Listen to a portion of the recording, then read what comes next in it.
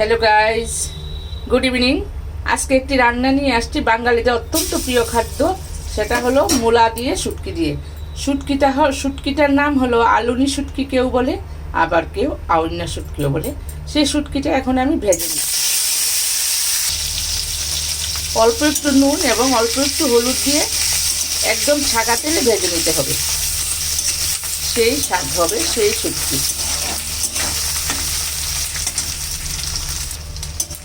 দেখো ভাজাটা কিন্তু হয়ে গেছে, এখন আমি শুটকিটাকে নামিয়ে নেব। হাতাটা দিয়ে নামিয়ে নিই। এখানে সেই মূলাটাকে কুচিয়ে নিলাম, এইরকমভাবেই কুচিয়ে নিতে হবে। এখন মশলাটা পড়বে পেঁয়াজ কষা। পেঁয়াজটাকে আগে আমি খানিকটা কাটার দিয়ে কেটে নিয়েছি। এখন পড়বে রসুন। মেন মশলাটা হলো রসুন। শুটকি মাছ রান্না করতে গেলে রসুনটাই বেশি লাগে। আর এখন তো ধনেপাতা আছে, আমাদের দেশি ধনেপাতা দিয়ে রান্নাটা নামানোর আগে দেব। আমি স্টেপ বাই স্টেপ আপনাদেরকে দেখাচ্ছি, দেখুন একটু, আশা করি ভালো লাগবে। সেই মশলা বাটাটার মধ্যে একটু হলুদ, মশলাটা কষানো হয়ে গেছে। এখন আমি কুচানো মূলাটা দিয়ে দেব।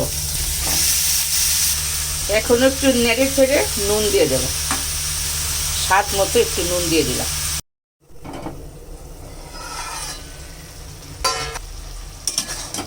খুব ভালো সিদ্ধ হয়ে গেছে।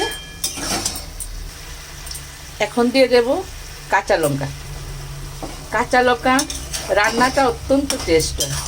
আপনারা কাঁচা লঙ্কা দিয়ে খাবেন, আর লাল লঙ্কা দিলেও ভালো হয়। আমি কাঁচা লঙ্কা দিয়ে রান্নাটা করি, কিন্তু কালারের জন্য একটু লাল লঙ্কা দিই, তাহলে রান্নাটা শুটকিটাতে একটু লাল লাল হলে সুন্দর লাগে।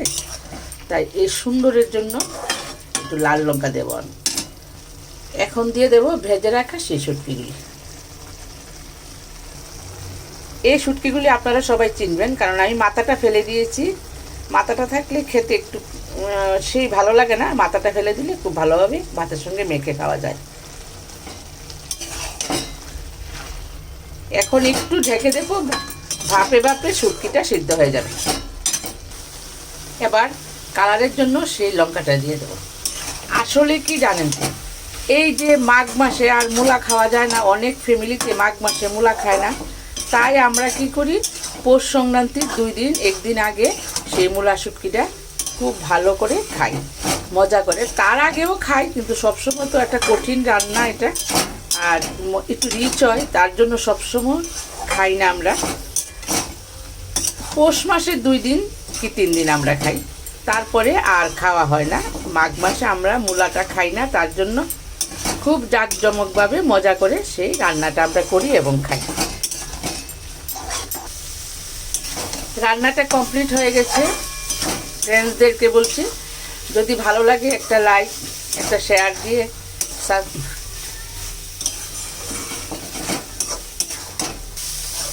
একটা শেয়ার অবশ্যই দিবেন, আর আমার চ্যানেলটাকে ফলো করবেন। ধন্যবাদ আপনাদের সবাইকে।